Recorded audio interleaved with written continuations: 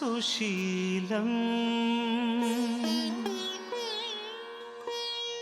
सुमनसचरितं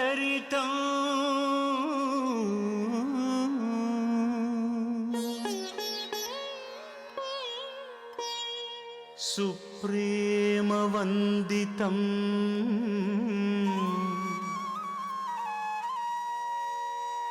सीते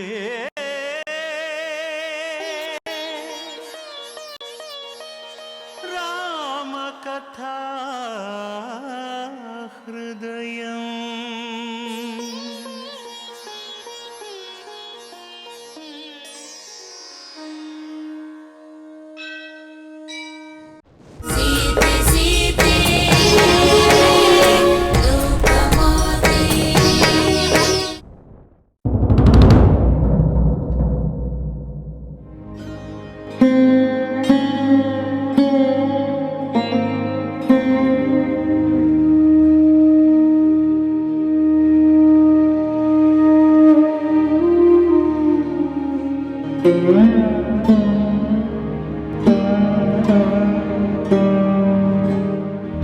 ಮಾತೆ,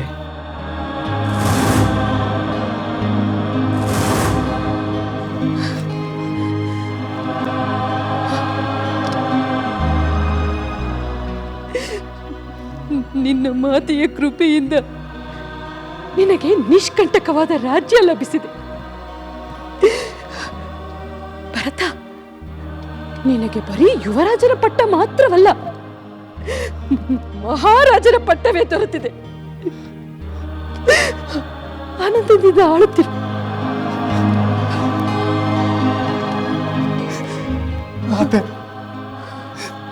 ನಿರಪರಾಧಿಯಾದ ನನ್ನ ಮೇಲೆ ನೀವು ಕೋಪಿಸಿಕೊಂಡರೆ ನಾನು ಭಸ್ಮವಾಗಿ ಹೋಗುತ್ತೇನೆ.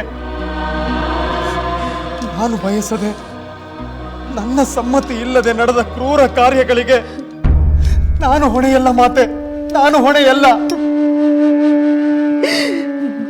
ನೀನು ರಾಜನಾಗಬೇಕು ಎಂದು ತಾನೆ ಆ ಕೈಗೆ ಮಹಾಪ್ರಭುಗಳನ್ನು ಸಾಯುವಂತೆ ಮಾಡಿದಳು.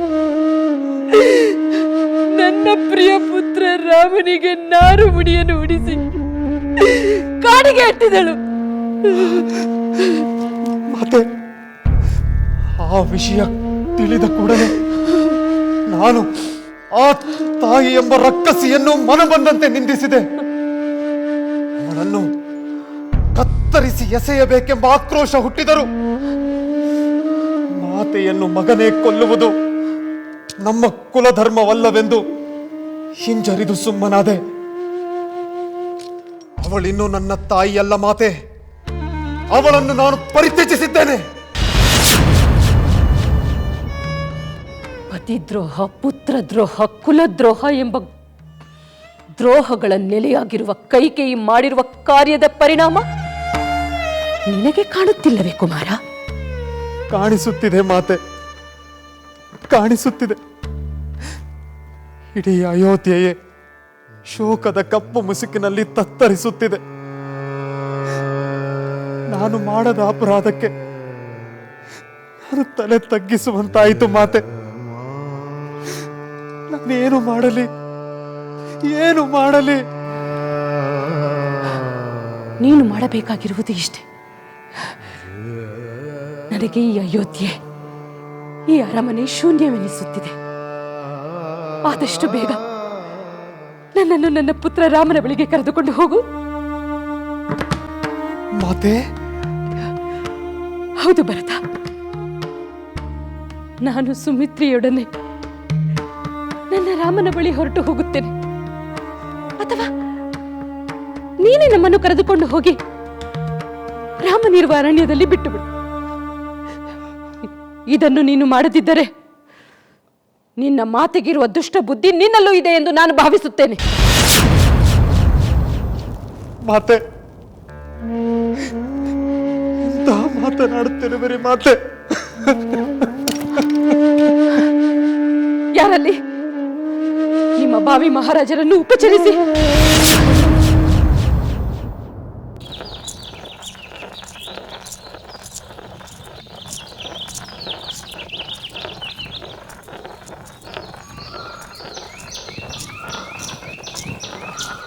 ಸ್ವಾಮಿ, ಏನು ಮಾಡುತ್ತಿರುವಿರಿ? ಕಲ್ಲನ್ನು ಉಜ್ಜುತ್ತಿದ್ದೇನೆ ದೇವಿ. ಏಕೆ? ಇದರಿಂದ ಬೆಂಕಿ ಉರಿಸುತ್ತೀರಾ? ಇಲ್ಲ, ಇದರಿಂದ ನಿನ್ನನ್ನು ಸಿಂಗಾರ ಮಾಡೋಕ್ಕೆ. ಏನು? ಈ ಕೆಂಪು ಕಲ್ಲಿನಿಂದ ನನ್ನನ್ನು ಸಿಂಗರಿಸುತ್ತೀರಾ? ಅದು ಹೇಗೆ ಸಾಧ್ಯ? ಅದೇನು ಮಾಣಿಕ್ಯದ ಹರಳೆ?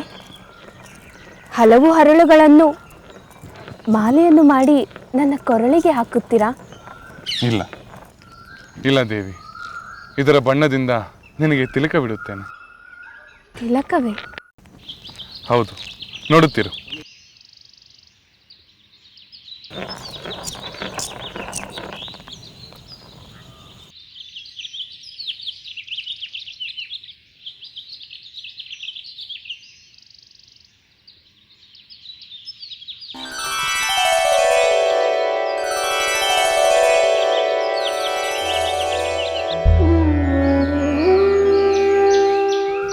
ಬಣ್ಣ ಕೊಡುವ ಕಲ್ಲು, ಆಶ್ಚರ್ಯವಾಗಿದೆ. ಈಗ ನಿನ್ನ ಮುಖ ಹೇಗೆ ಕಾಣುತ್ತಿದೆ ಗೊತ್ತೇ? ಹೇಗೆ ಕಾಣುತ್ತಿದೆ? ಈ ತಿಲಕದ ಕೆಂಪು ನಿನ್ನ ಮುಖದ ತುಂಬ ಪ್ರತಿಫಲಿಸಿ ಸಂಜೆಯ ಸುಂದರ ಆಕಾಶದಂತೆ ಕಾಣುತ್ತಿದೆ. ಸ್ವಾಮಿ, ಈ ಕೆಂಪಿನಿಂದ ನಾನು ನಿಮ್ಮನ್ನು ಅಲಂಕರಿಸಲೇ? ಬೇಡ ಬೇಡ, ಅಲಂಕಾರದ ಆಸೆ ಸ್ತ್ರೀಯರಿಗೆ ಹೆಚ್ಚು, ನನಗಿಲ್ಲ. ಸ್ವಲ್ಪ ಇರು.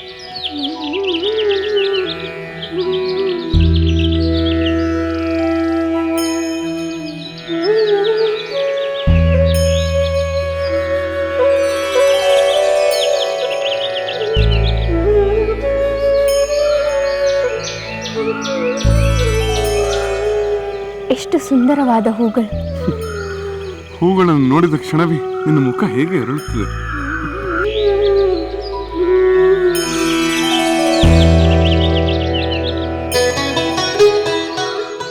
ನಿಮಗೆ ಬೇಡದ ಅಲಂಕಾರ ನನಗೇಕೆ ಸ್ವಾಮಿ? ನಿನ್ನ ಮನಸ್ಸಿನ ವಿಷಾದವನ್ನು ಕಳೆಯೋಕೆ ಸೀತೆ. ಅಲ್ಲಿ ನೋಡಿ, ಆ ಕೋತಿ ನನ್ನನ್ನು ನೋಡಿ ಅನಕ್ಕಿಸುತ್ತಿದೆ. ಅದರೊಂದಿಗೆ ಸ್ನೇಹ ಮಾಡಿದರಾಯಿತು, ಆಗ ವಾನರರು ನಮ್ಮ ಮಿತ್ರರಾಗುತ್ತಾರೆ. ಏನು? ಆ ಕೋತಿಯೊಂದಿಗೆ ಸ್ನೇಹವೇ? ಏಕಾಗಬಾರದು ದೇವಿ.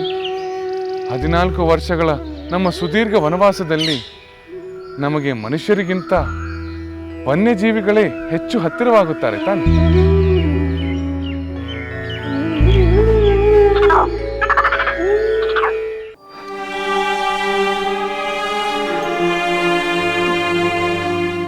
ಮಾತೆ, ಬೇಕಾದರೆ ನನ್ನನ್ನು ಈಗಲೇ ಇಲ್ಲೇ ನಿಮ್ಮ ಕೈಯಾರೆ ಕೊಂದು ಬಿಡಿ. ಆದರೆ ಇಲ್ಲಿ ನಡೆದ ಯಾವ ಅನುಚಿತಿಗಳಿಗೂ ಕಾರಣನಲ್ಲದ ನನ್ನನ್ನು ನಿಂದಿಸಬೇಡಿ. ರಾಮಚಂದ್ರನ ಮೇಲೆ ನನ್ನಲ್ಲಿ ಅಪಾರವಾದ ಮತ್ತು ಸ್ಥಿರವಾದ ಪ್ರೀತಿ ಇದೆ ಎಂಬುದು ನಿಮಗೆ ಗೊತ್ತಿಲ್ಲವೇ ಮಾತೆ? ಗೊತ್ತಿದ್ದರೂ ಈಗ ಏನು ತಾನೇ ಮಾಡಲು ಸಾಧ್ಯ ಭರತ? ಮಾತೆ, ನಾನೇನಾದರೂ ಇಲ್ಲಿದ್ದರೆ ನನ್ನ ಪ್ರಾಣವನ್ನು ಕೊಟ್ಟಾದರೂ ರಾಮಚಂದ್ರ ವನವಾಸಕ್ಕೆ ಹೋಗದಂತೆ ತಡೆಯುತ್ತಿದ್ದೆ. ಅಥವಾ ಅವನ ಬದಲು ನಾನೇ ವನವಾಸಕ್ಕೆ ಹೋಗುತ್ತಿದ್ದೆ. ರಾಮನ ವನವಾಸದ ವಿಷಯ ಕೇಳಿದಾಗಿನಿಂದ ನನಗೆ ಕ್ಷಣ ಮಾತ್ರವಾದರೂ ನೆಮ್ಮದಿ ಇಲ್ಲ ಮಾತೆ.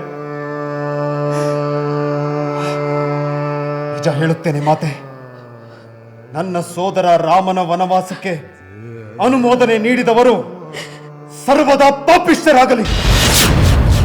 ನನ್ನ ಸೋದರ ಅರಣ್ಯಕ್ಕೆ ಹೋಗಲು ಕಾರಣರಾದವರಿಗೆ ರೌರವ ನರಕ ಪ್ರಾಪ್ತಿಯಾಗಲಿ, ನೀಚಾತಿ ನೀಚ ಜನ್ಮ ಉಂಟಾಗಲಿ. ನನ್ನ ರಾಮ ಅರಣ್ಯಕ್ಕೆ ಹೋಗಲು ನಿನ್ನ ಮಾತೆಯೇ ಕಾರಣ ಎಂಬುದನ್ನು ಮರೆತು ಶಪಿಸುತ್ತಿರುವೆಯಾ? ಇಲ್ಲ ಮಾತೆ, ಇಲ್ಲ.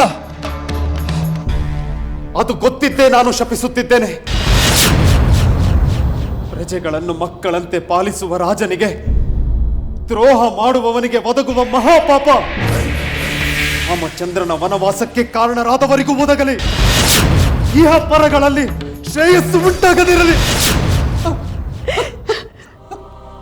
ಕುಮಾರ,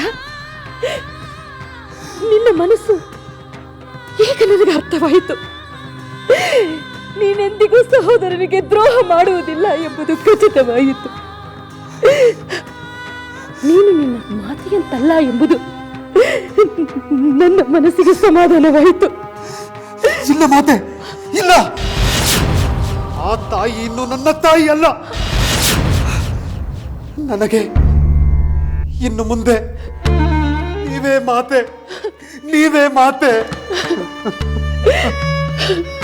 ಸಮಾಧಾನ ಮಾಡಿಕೊ ಪುತ್ರ, ಸಮಾಧಾನ ಮಾಡಿಕೊ. ದುಃಖಿಸಬೇಡ. ನೀನು ದುಃಖಿಸಿದರೆ ನನ್ನ ದುಃಖವು ಇಮ್ಮಡಿಯಾಗುತ್ತದೆ, ನನ್ನ ದುಃಖವು ಇಮ್ಮಡಿಯಾಗುತ್ತದೆ. ಕುಮಾರ, ನಿನ್ನ ಮಾತುಗಳೆಲ್ಲ ಕೇಳಿದ ನಂತರ ಪ್ರಾಣತ್ಯಾಗ ಮಾಡಬೇಕು ಎಂಬ ನನ್ನ ನಿರ್ಧಾರ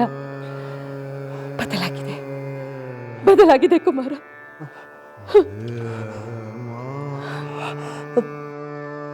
ಧನ್ಯನಾದೆ ಮಾತೆ, ಧನ್ಯನಾದೆ.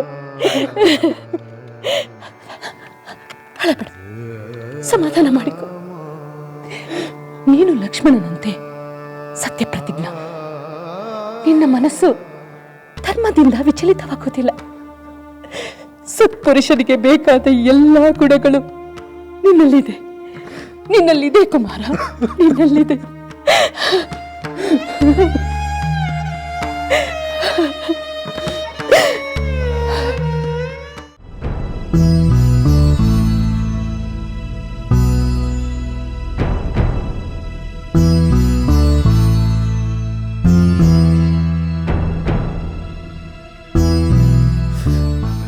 ಪೂಜ್ಯರೇ,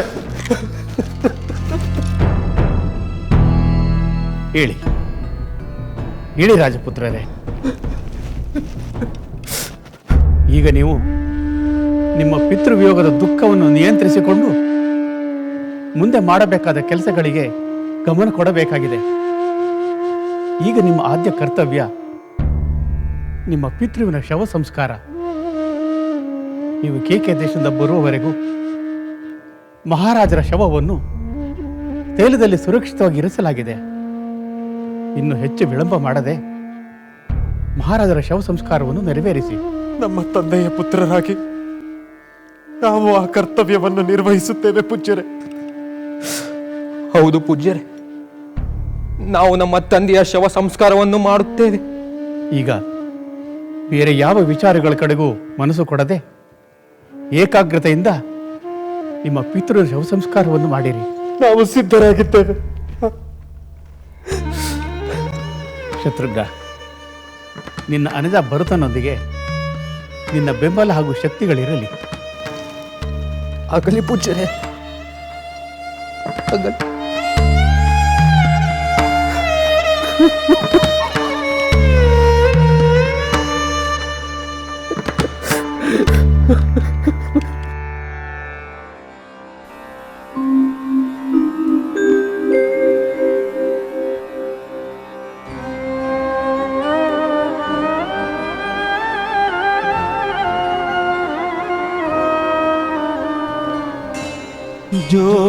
ಜ್ಯೋತಿಯಾರಿತೋ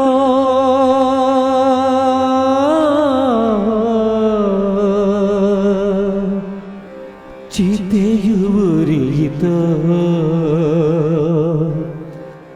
ರಘುವಂಶದ ದಿವ್ಯ ಜ್ಯೋತಿ ದಶರಥನು ಎಂಬ ಭವ್ಯ ಜ್ಯೋತಿ.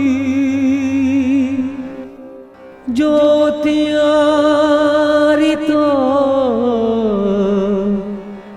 ಚಿತೆಯೋ ಉರಿಯಿತೋ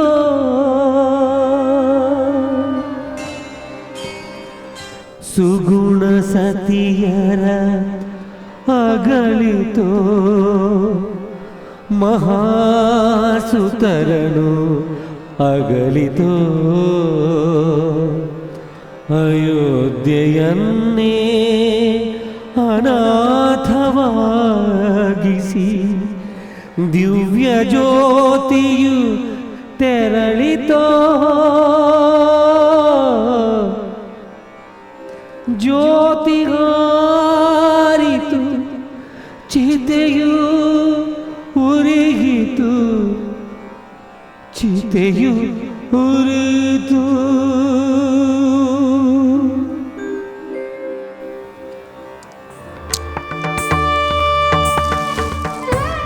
ಸೋದರ ಶತ್ರುಘ್ನ, ತಂದೆಯವರ ಅಂತ್ಯ ಕಾರ್ಯವನ್ನು ಮುಗಿಸಿ ನಾವು ಈ ಅರಮನೆಗೆ ಬಂದಿದ್ದಾಯಿತು. ತಂದೆಯವರ ವಿಯೋಗ, ರಾಮ ಲಕ್ಷ್ಮಣರು ವನವಾಸಕ್ಕೆ ತೆರಳಿದ್ದು ನೆನಪಾದರೆ ನನಗೇಕೋ ಶೂನ್ಯ ಭಾವನೆ ಆಗುತ್ತಿದೆ.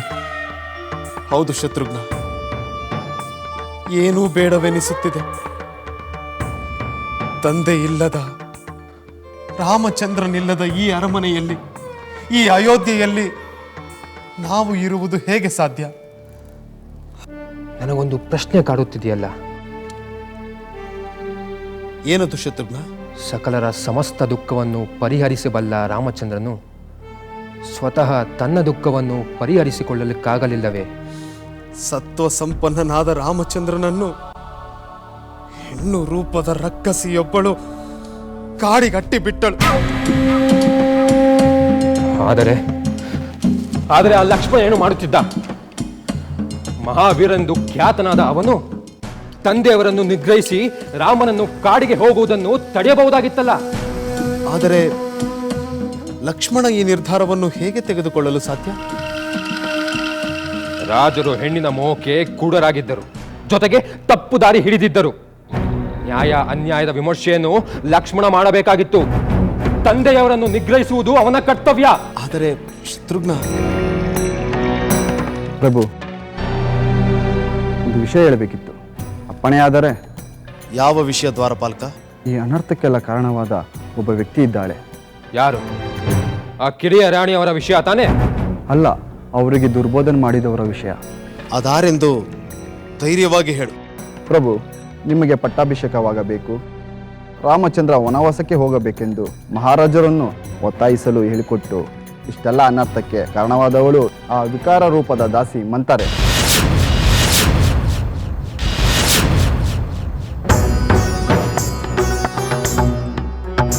ಯಾರು? ಆ ಕುಬ್ಜ ಮಂಥರೆ.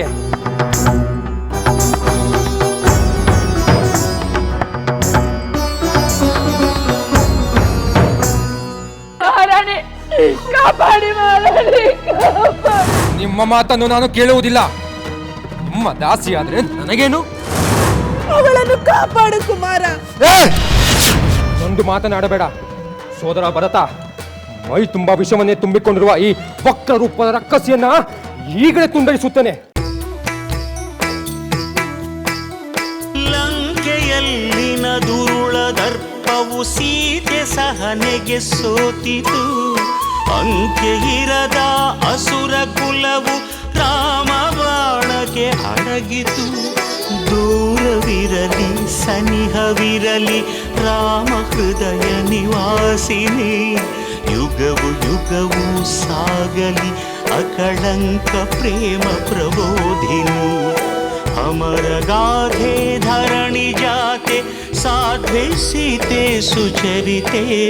ಸಹನ ಶಕ್ತಿ ಪತಿಯ ಭಕ್ತಿ ಲೋಕಮಾನ್ಯ ವಂದಿತೆ.